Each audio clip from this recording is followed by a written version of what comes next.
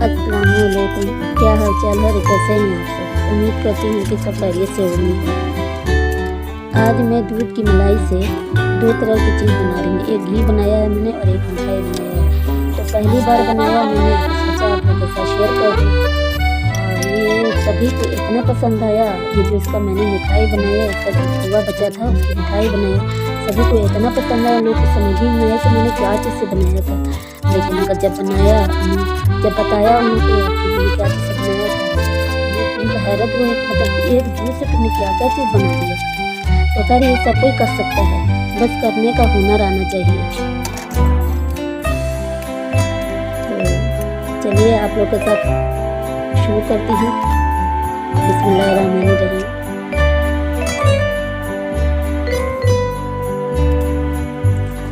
ये मैंने मलाई है, ये मलाई को मैंने निकाला है फ्रीज़र से।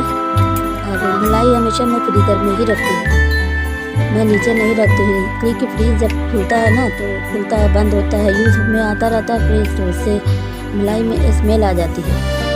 मैंने 2 बार किया ऐसे और मेरी मलाई ख़राब हो चुकी होती है। तब से मैं फ्रीज़र में ही मलाई रखने लगी हूँ। और आप लोग से भी कहती हूँ कि आप भी जब भी मलाई जमा कीजिए तो फ्रीज़र में ही रखिए, एकदम बिल्कुल ताज़ी और फ्रेश मलाई निकलती है। तो ये तो हो गया कि मतलब मलाई को कैसे रखना चाहिए। अब जब घी बनाने का तरीका है कि जो मतलब इसका मक्खन जो निकालते हैं, तो मक्खन निकालने का है कि हम मिक्सर से ही मतलब ग्राइंड करके मक्खन निकालते हैं। तो बहुत आसान लगता है और बहुत कम टाइम में निकल जाता है, ज़्यादा टाइम नहीं लगता है। जब इसको ग्राइंड कीजिए तो बिल्कुल मसाले की तरह एकदम पिसती नहीं रही, बस मिक्सर चलाइए बंद कीजिए, चलाइए बंद कीजिए। 4 बार 5 बार करने से इसी तरह से देखिए मक्खन अपने आप ऊपर छलाने लगता है। इसी तरह से सारे मलाई से हम मक्खन निकाल लेते हैं और हमको बहुत आराम लगता है ऐसे ही निकालने में। और ऐसे ही आप लोग भी करें, किसी तरह से आप भी निकाल कीजिए। ज़्यादा इसे वक्त भी नहीं लगता है और जल्दी निकल जाता है। और अभी ये ठंडे का सीज़न है ना, ये देखिए मैंने ये जो गोला ली हुई हाथ में, इसमें पूरा अंदर तक बर्फ़ जमा हुआ था। इसको मैं छुरी से काट रही हूँ, काटने के बाद डाली। तो अभी तो मौसम ठंडे का था, तो उतना अगर पानी डाल सकते हैं डालिएगा तो ज़रूरत पड़ता है तो डाल दीजिए, नॉर्मल भी पानी डालिए कोई दिक्कत नहीं है।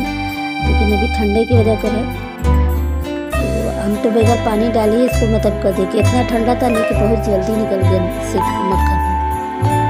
तो आप भी अगर ऐसे निकालना चाहे तो निकालिए, अगर पानी डालना चाहती हैं तो आइस का पानी डाल दीजिएगा, ऐसा कोई दिक्कत नहीं। जितना ठंडा पानी रहेगा उतना जल्दी इसका मक्खन जो है दूध से अलग हो जाता है।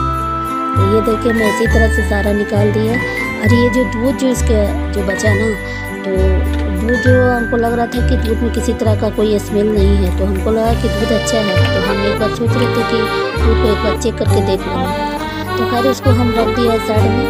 अब ये देखिए इसको जो मक्खन जो निकला है, तो इसको 2-3 बार नॉर्मल पानी या ठंडे पानी से इसको धो लीजिए। धोने के बाद इसका एक्स्ट्रा जो दूध या जो भी है वो निकल जाएगा, एकदम फ्रेश मक्खन इसका हो जाएगा। एकदम देख रही कितना अच्छे से तैयार हुआ है।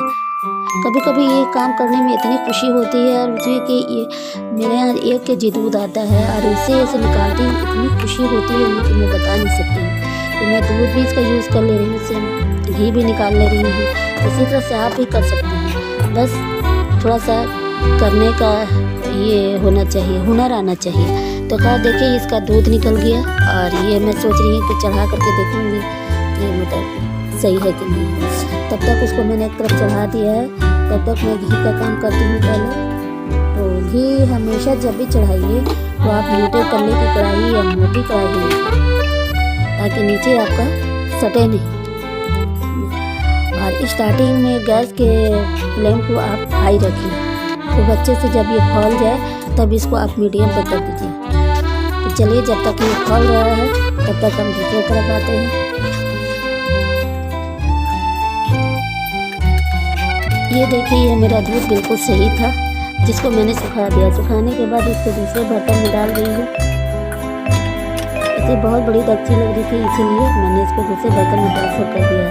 अब ये जो दूध था ये 1 किलो लगभग था, तो मैंने इसमें 250 ग्राम गुड़ डाला है। अब इसको अच्छे से चला दीजिए। अच्छे से चलाते रहिए थोड़ा देर के लिए, इसको अच्छे से चलाइए कि ये पूरा गुड़ जो है वो मिक्स हो जाए। अब इसमें है कि मैं 4-5 छोटे इलायची लिया है मैंने, जिसको मैं कूट दूँगी। ये सही से कुटा नहीं रहा था, तो मैंने सोचा थोड़ा चीनी डाल दूँ। तो देखिए चीनी डालने के बाद बहुत अच्छे से कुटा गया। अब ये सब मैं इसमें डाल दे रही हूँ। इससे एक अलग खुशबू भी आती है और इसके जो इसकी मिठाई जो मैं बनाऊँगी उसका फ्लेवर भी अच्छा आ जाएगा। एक इलायची की खुशबू भी एक अलग खुशबू होती है। तो मैंने डालने के बाद अच्छे से मिक्स कर दिया है। जब तक ये हो रहा है एक तरफ, जब तक फिर मैं घी की तरफ आती हूँ। तो ये देखिए घी को बहुत अच्छे से खोल रहा था, खोलने के बाद वो ऊपर फेन हो गया। तो मैंने समझ में नहीं कितना फेन क्यों हो रहा है। तो खैर इसका तो मैं बाद में कुछ बताऊँगी। जब तक मैं इसमें 2-3 लौंग डाल दिया है, इसी की एक लौंग से एक अलग खुशबू रहती है। अब देखिए ये मैंने गैस के फ्लेम को मैंने लो कर दिया था। लो करने के बाद इसका जो ऊपर जो फेन था वो साइड में एक जगह पूरा जमा हो गया। तो मैंने सोचा इसको निकाल दूँ। अब मैं निकाल रही, मुझे समझ में नहीं आ रहा है कि इसे रखने से क्या फ़ायदा होगा, क्या नुकसान होगा। देखिए ये नहीं समझ में आया मुझे, क्योंकि हमको अच्छा नहीं लगा, इसीलिए मैंने निकाल दिया। अगर आप निकाल सकती हैं तो निकालिए, अगर रखना चाहते रख भी सकती हैं। तो बाद देखिए ये मेरा घी पूरा तैयार हो चुका है। और अब मैं इंतज़ार कर रही हूँ कि जब वो ठंडा हो जाए तो इसको किसी डब्बे में रखूँगी मैं। तो इसको मैं स्टील के डब्बे में रखूँगी। ये देखिए मैंने स्टील का डब्बा, जो मैं आपको पूरी तरह से सही से बता नहीं सकती, ये 1 लीटर का डब्बा है। और ये चच्छन्नी जो है मेरी, ये स्टील की चच्छन्नी है। तो बहुत से लोग ऐसा क्या करते नहीं है, बाद दफ़ा ऐसा होता है, हम लोग से भी गलती हो जाती है कि प्लास्टिक की चच्छन्नी रहती है और गर्म चीज़ रहता है, इससे पिघल जाता है। तो अगर प्लास्टिक की चच्छन्नी है तो जब तक ठंडा ना हो तब तक आप उसको इस्तेमाल में ना लें। तो खैर मैंने घी तो सब निकाल दिया। अब इसमें जो थोड़ा बहुत बचा हुआ था उसको मैंने छोड़ दिया उसी में। और ये देखिए मेरा गुड़ और जो खोआ था वो पूरा छूट गया। तो अब इसको काम था भूनने का। तो मैंने सोचा ये घी की कढ़ाई है, इसी में भून देती हूँ। तो मैं भून रही थी। और ये मलाई मैंने रखा था, जो दूध खौलाया था उसकी ताज़ी मलाई थी। तो मैं सोचा कि खुद जमा हो जाएगा, तो लो आज भर की मलाई जो है वो इसमें डाल देती हूँ। ये कोई ज़रूरी नहीं है, ये मतलब अगर है तो डालिए, नहीं है तो नहीं डालिए। अब इसमें ये बादाम, चिनिया बादाम है, जो नॉर्मल जो 1 कप चाय का है, उसे 1 कप बादाम भून दिया मैंने अच्छे से। उसको रोस्ट कर दिया। रोस्ट करने के बाद इसको ग्राइंड कर दिया है मैंने। ग्राइंड किया, बिल्कुल पीसा नहीं है, दरदरा किया है। और ये नारियल है, तो थोड़ी सी नारियल को भी मैंने कद्दूकश कर लिया। अब ये नारियल जो पकी हुई नारियल आती है वो है, इसी को है। अब आपकी अपनी चॉइस से, अगर काजू है, पिस्ता है तो वो डाल सकते हैं, लेकिन उतना ज़रूरी है नहीं थे कि इतना ही काफ़ी है। बादाम का एक अलग ही फ्लेवर है, जो चिनिया बादाम जो है एक अलग ही मिठाई बनती है इसकी। तो देखिए मैंने बहुत अच्छे से इसको भून लिया है। इसको भूनने के बाद एक मतलब डब्बे में रखना है इसको, मतलब एक इसमें रखना, जिसमें रखना है हमको, उसको मैंने पहले से तैयार कर लिया। एक पेपर बिछा लिया, अगर आपके पास बटर पेपर है तो उसको बिछा दीजिए, या किसी तरह का भी कोई ऐसा पेपर पतला वाला हो उसको आप बिछा दीजिए। कोई ज़रूरी नहीं है कि बटर ही पेपर है। तो ये देखिए मेरा बुना गया है। अब इसको उसी में ट्रांसफ़र कर रही हूँ बर्तन में। अब डालने के बाद इसको अच्छे से दाब करके इसको सेट कर दूँगी। जब ये ठंडा हो जाएगा तो इसको पूरा अपनी मिठाई की जैसा शेप में काट लूँगी।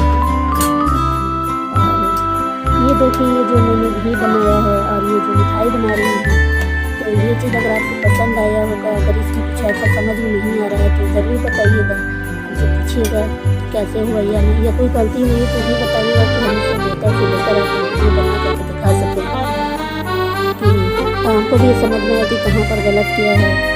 ये आपको अच्छा से अच्छा बताने की कोशिश करूँ और अच्छे से रेसिपी बनाने की कोशिश करूँ। कोई गलती हुई है तो उसको भी मतलब इसको ये करें। तो इसे मेरे चैनल को सब्सक्राइब कीजिए, लाइक कीजिए, अगर मेरा ये डिश आपको पसंद आया है तो। ये देखिए ठंडा हो गया है। अब इसको हम निकाल करके आपको दिखाएंगे।